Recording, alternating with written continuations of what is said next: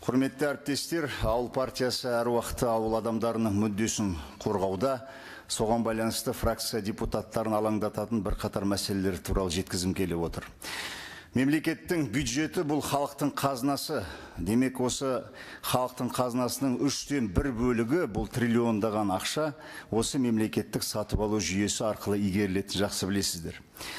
Егер шын мәнінде біз халыққа ақша жеткіземіз десек, үнемдейміз десек, ысырапшылдыққа жол бермейміз десек, ұрлықты тоқтатамыз десек, бұл заң жобасы заңда жалпы өте қатал болуы тиіс деп есептейміз.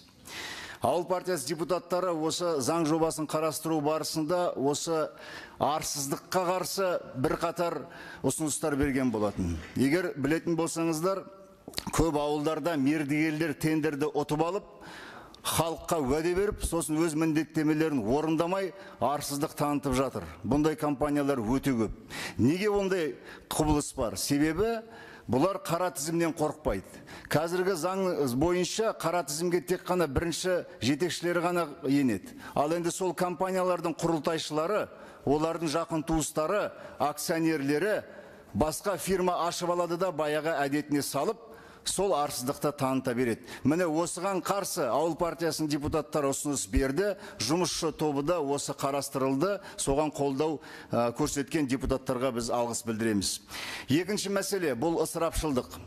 Көптеген мемлекеттік бюджеттік бағдарламаға қарасаңыз, онда салынған сомалар нақты бағадан 2-3 есе көп, өкінішке қарай. Бұл неліктен олай? Кейде мемлекеттік органдар осы бағаларды аспаннан алып сала салатын бір әсер қалдырады. Осы заң жобасында, сатып алу бойынша заң жобасында электрондық тауарлардың электрондық каталогы деген ұғым еніп отыр. Бұл нақты мемлекеттік сатып алудың нәтижесінде жасалған келісім шарттардың бағалары осында тізбектеледі, жазылады. Орташа бағалар шығарылады. Демек, осы мүмкіндікті біз пайдалануымыз керек сияқты. Дәл осы сәтте мемлекеттік бюджетке қатысты бюджеттік кодекстің жаңа нұсқасы мәжілісте қарастырылуда жатыр. Біздің ұсынысымыз осы тауарлардың электрондық каталогын осы бюджетті жоспарлау барысында пайдалану керек сияқты. Алдағы уақытта тек қана тауарлар емес, сонымен қатар қызметтер мен жұмыстарды да осы ретте каталогты жинақтап, кодекстің ішіне ене жатады деген біз үмітіміз бар. Тағы бір мәселе, бұл мүгедектігі бар азаматтардың құқын қорғау. Жақында ғана ауыл партиясына республикалық мәртебесі бар саңыраулар мен зағиптардың екі қоғамы бар үлкен. Міне солардың басшылары Омарханова Сайлаugүл мен Наурызбаев Алмат хабарласқан. Өткен сенбіде біз солардың мекемесіне барып, олардың өндіріс цехтерімен танысып келдік. Бір өкініштісі, ол кісілердің назымен де, датымен де біз келіспеуге құқымыз жоқ. Неге? Мәселе қайда жатыр?